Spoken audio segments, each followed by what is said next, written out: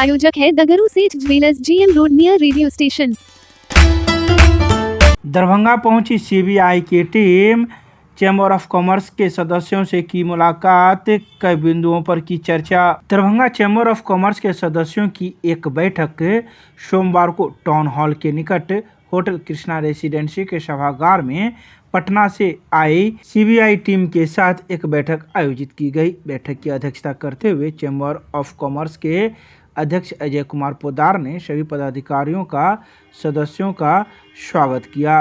CBI के उपाधीक्षक ललित कुमार मिश्र ने बताया कि हम लोगों का उद्देश्य व्यापारियों के बीच जाकर विभिन्न सरकारी नियमावली से उनको होने वाले परेशानी और नियमावली के नाम पर उनके साथ होने वाले नाजायज लेन देन की अंदरूनी जानकारी हासिल करना है, ताकि देश की नीति के अनुकूल भ्रष्टाचार उन्मूलन के मार्ग को प्रशस्त किया जा सके।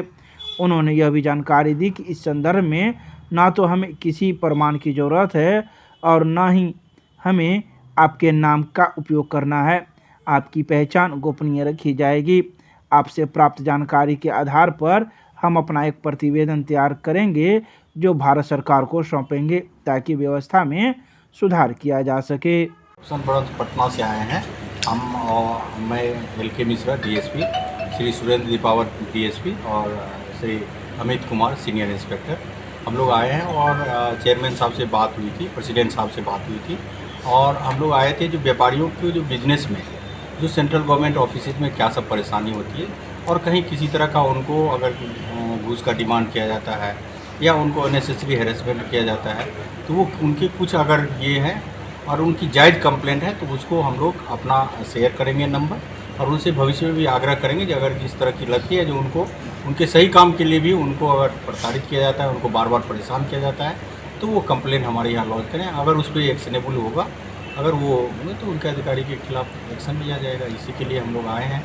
जो यहाँ आई सीबीआई आप लोग और विजिलेंस अवेयरनेस वीक है, तो सेंट्रल विजिलेंस कमीशन ने सारे विजिलेंस और सीबीआई को भी सेंट्रल विजिलेंस कमीशन ही एंटी करप्शन का वो मॉनिटरिंग करती है। तो उनका ये है जो आप देखिए, और उनके ये जो पटना ये अभी बोल भी रहे थे, कई बिजनेसमैन अपना ये दुकान छोड़ के अब जाएंगे, तो हम लोग अपना नंबर शेयर करेंगे, इनसे ये करेंगे, फिर हम अपने अधिकारी को भेज देंगे। हम तो इसके लिए पेमेंट मिलता है ना, तो हमारे यहाँ तो बिज़नेस कोई नहीं जाएगा। इनका बिज़नेस दुकान बंद करके ये पटना जाएंगे, तो कुछ अगर लीगल रिक्वायरमेंट होगी उस समय तो ये जाएंगे।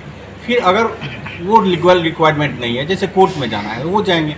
अगर लीगल रिक्वायरमेंट नहीं तो हम इनके यहाँ आएंगे और हम इनकी समस्या को सुनेंगे। अगर लीगल उसमें रहेगा तो एक्शनेबल है, सीबीआई एक्शनेबल, तो हम लोग एक्शन। सर, आपसे समस्या लग रहा है जो काफ़ी जेन्युइन समस्या इन लोगों के पास है, तो बहुत सारी अभी जो डिस्कशन हुआ है तो स्टेट गवर्नमेंट से रिलेटेड है, तो उसमें हम लोग जो भी होगा वो सजेशन जो हम लोग का ज्ञान है अपने अनुभव के आधार पे उनको देंगे।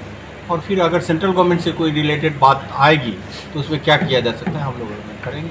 सर, बहुत ऐसे व्यापारी होते हैं जो नहीं चाहते कि कानूनी पचड़ा फंसे, परेशानी हो, और आपस में समझौता करके तालमेल करके समस्या को समाधान। हम भी कोई ऐसा नहीं है जो किसी अफसर के दुश्मन है या कोई हमारा जो है सो कोई ऐसा है, लेकिन ये है जो अननेसेसरी जब हैरेसमेंट हो, हम ये नहीं कर रहे हैं आपका सही से काम चल रहा है, आप कर रहे हैं, आपका ठीक चल रहा है तो ठीक है। जब आपका लग रहा है जब आपका बिजनेस बंद होने का, आप बिना मतलब का परेशान हो रहे हैं, उस समय आप एक्शन लग रहा है। अगर आप एक कंप्लेंट में एक साधारण बात बताता हूँ, जब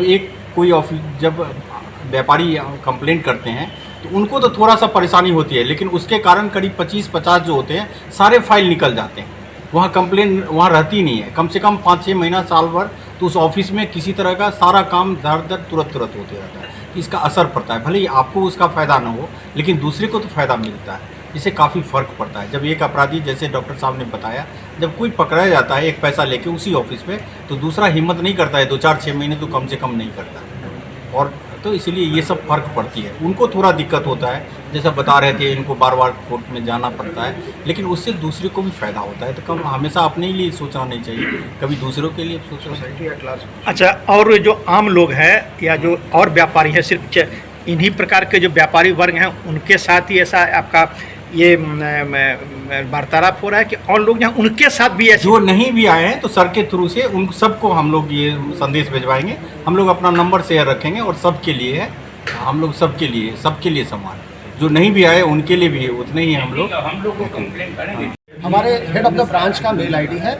आप इस मेल आईडी पे भी मेल भेज सकते हैं। आपका नाम अगर आप बोलते हैं कि मेरा नाम गुप्त रखा जाए तो हम लोग आपका नाम गुप्त भी रखेंगे। तो अगर कोई कंप्लेनर कंप्लेन करता है तो कितने दिनों के बाद उस कंप्लेनर की समस्या का समाधान होता है और जो कंप्लेनर उन्हें राहत मिलता है? कंप्लेन की ग्रेविटी देखते हैं। अगर मान लीजिए डिमांड ऑफ ब्राइब का है तो हम लोग उसके ऊपर हमारे अधिकारी और हमारा सीबीआई जो उसके ऊपर इमीडिएट एक्शन लेता है।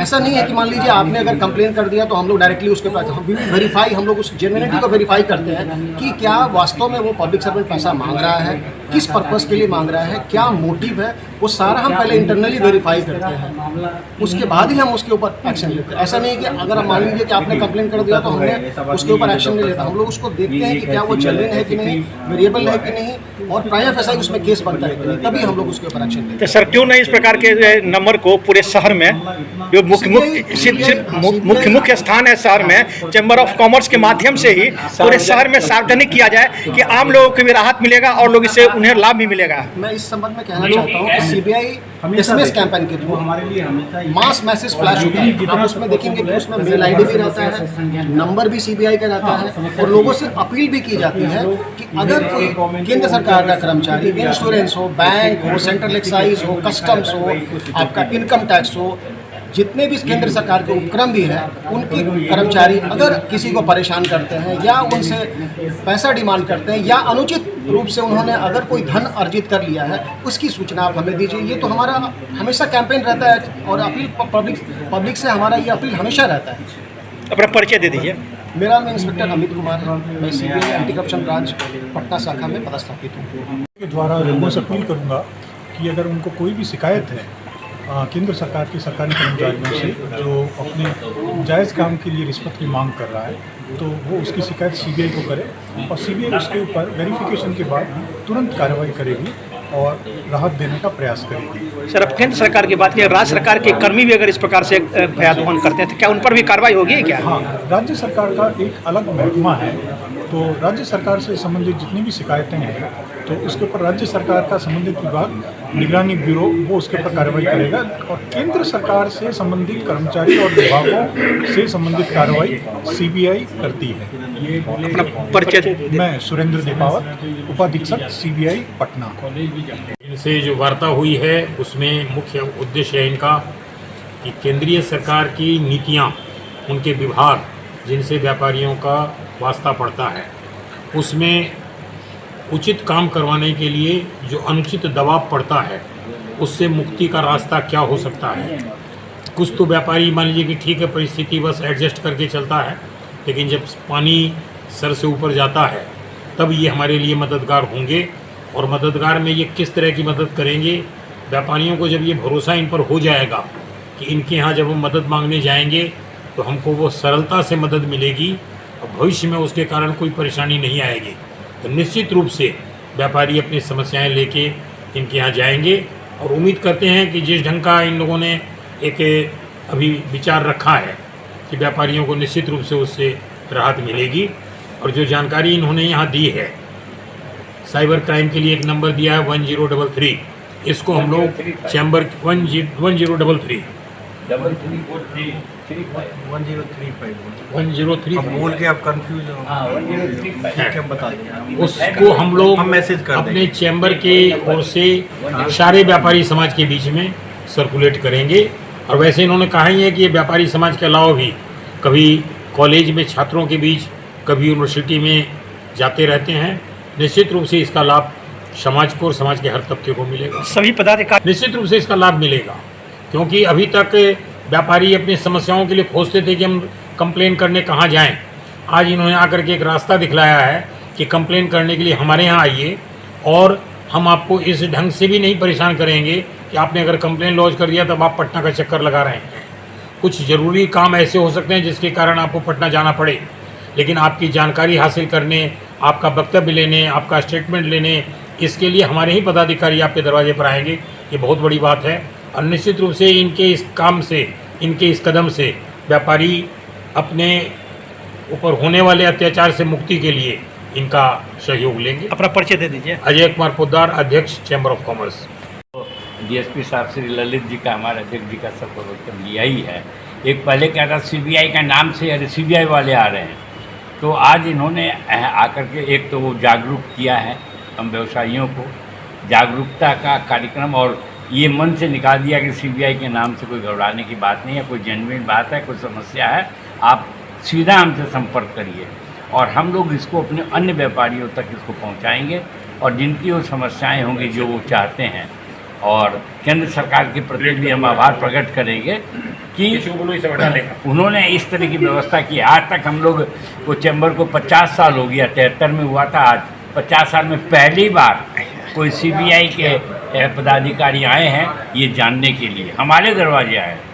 तो केंद्र सरकार के प्रति भी आभारी हैं कि हम लोग को 50 वर्ष चैम्बर का हो गया, उसमें कभी कोई आए नहीं, तो इनके प्रति भी हम लोग बहुत आभारी हैं और भविष्य में इनको हमारे चैम्बर से बहुत मदद मिलेगी।